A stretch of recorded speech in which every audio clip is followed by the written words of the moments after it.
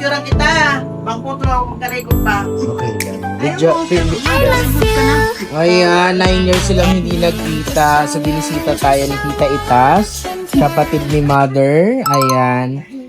Birthday niya ngayon, kaya nag-prepare kami ng... Ikaw mag-asali? Ayun! May kamulong ba? Ano to, John? Laing Alamelda.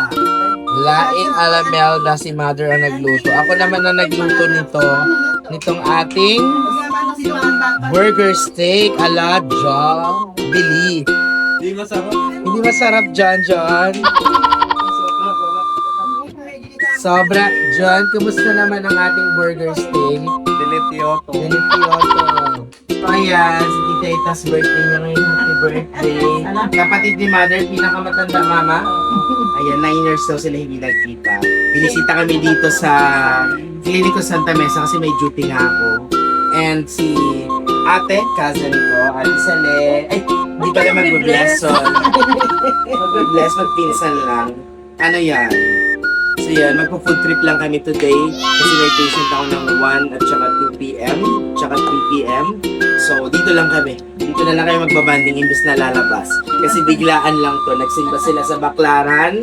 Tapos tumuloy dito sa Santa Mesa para makapagbanding. Kasi uwi na si Mother next week. Iwanan niya na kami. Ilang months ka dito, Mother? Dalawang months siya dito. Kasi iwanan niya na kami. Pauwi na siyang summer, mga katuts. Kaya sobrang chill lang, happy lang habang nandito sila. Again, magbabanding lang kami saglit.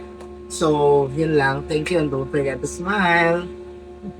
So, ito na yung lunch namin. Ito from Tagaytay na binili natin. Laing. Yan yung gusto ko sa laing, no? Yung talagang yung pinakagata niya na natuyo na.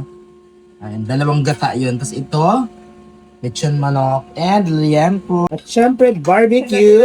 Pork barbecue. And yung burger steak with ni Doc Noy. Para daw Kaya mga tuts, let's eat na ng ating lunch. Ano yung diet natin? Wala na naman. Aray ko. Cancel. Ah!